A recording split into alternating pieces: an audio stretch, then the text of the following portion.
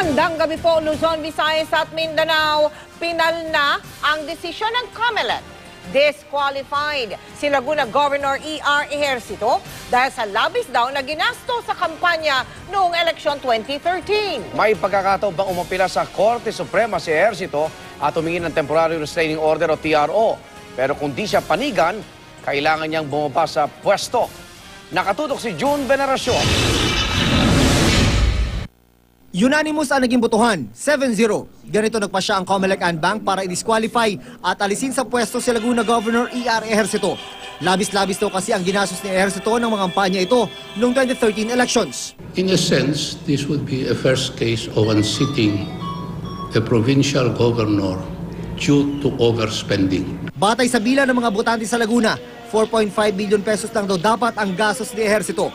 Pero sa pag-iimbestiga ng COMELEC, gumastos daw si Ejercito ng 6.4 million pesos sa TV advertisement pa lang. At ang kabuang ginastos daw para sa kampanya ni Ejercito, pumalo sa 23.5 million pesos. Nung nakarang taon, nagpasya ang COMELEC First Division na i-disqualify si Ejercito dahil sa campaign overspending. Pero inapila ito ng gobernador.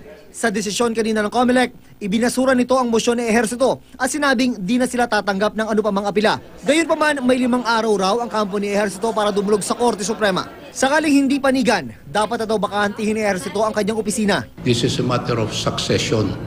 Vice Governor ang papalit, hindi si Egay San Luis na natalo. Tumangging magbigay ng panayam si Ejercito, pero sa isang pahayag, sinabi nitong handa siyang dalhin ang usapin sa Korte Suprema. Kumpiyansa daw siya na pakikinggan ng Korte ang boses ng mahigit 500,000 botante ng Laguna.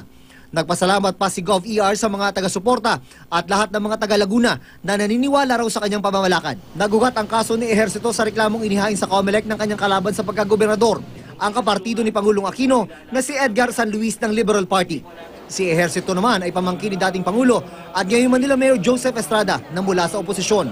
Sa init ng laban noon sa Laguna, nagpatutsyada pa noong kampanya si Pangulong Aquino. Ang tanong ko po sa mga taga-Laguna, itatayaan niyo ba ang inyong kinabukasan sa isang asong aksaya? Sabi ng COMELEC, hindi naging mahalaga ang kulay politika sa kanilang desisyon. Wala namang politika ito. Ang evidence dito is documentary. At saka hindi naman yung mga documents. Documents ito coming from the big networks. Documented ito. Walang politika rito. Bukod sa pagpapali sa pwesto, pinag-iisipan na rin ng COMELEC ang pagsasampa ng kasong kriminal laban kay Governor Ejercito dahil daw sa sobrang paggastos para mahalali siya sa pwesto.